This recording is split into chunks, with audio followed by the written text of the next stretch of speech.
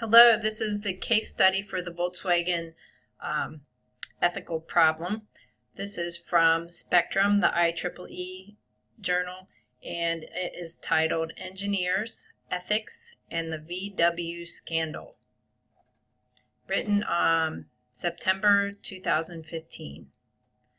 Volkswagen's installation of a software defeat device in 11 million Volkswagen and Audi diesel vehicles sold worldwide has led to a massive vehicle recall in the United States and an official apology from the company's now ex-CEO. The clever and sneaky algorithm installed in the emissions control module detects when the cars were undergoing emissions testing.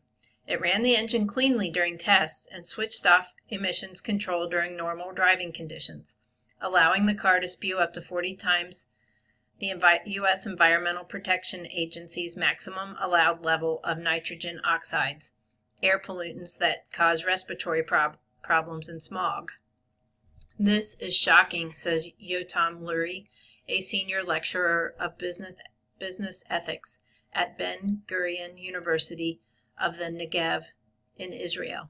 It's shocking that the software engineers of Volkswagen overlooked and neglected their fiduciary responsibility as professionals.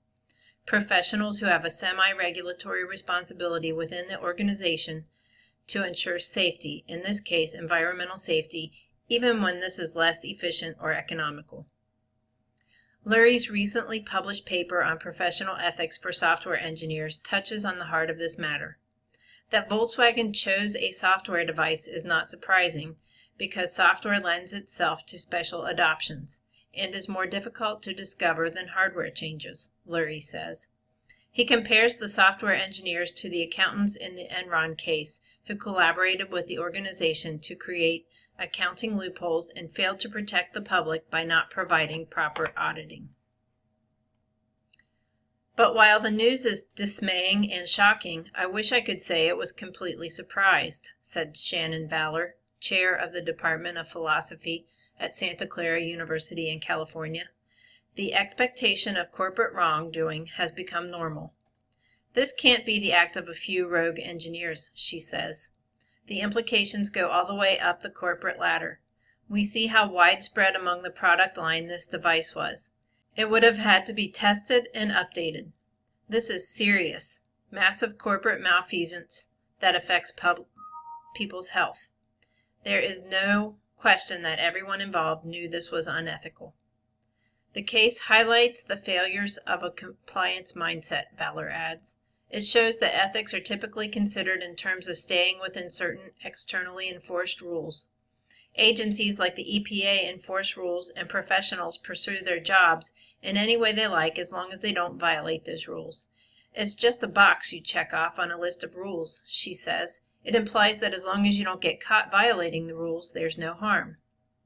Of course, there's no single solution to such a deep systemic problem. To prevent something like this from happening again would require an overhaul of the regulatory structure, business ethics, corporate culture, and also engineering education. Laws and their enforcement need to be tightened so that people in the C-suite have something to fear, Valor says. Business and corporate ethics programs could then more clearly outline consequences of ethic violations.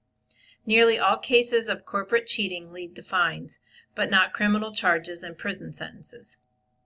We could be doing a better job of teaching engineering ethics.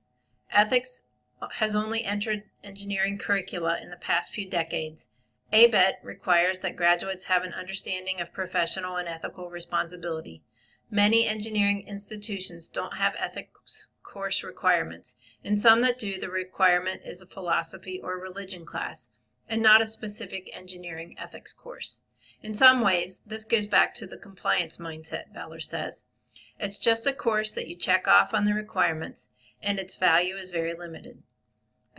We need to move away from this compliance mindset and think about how ethics education could be integrated.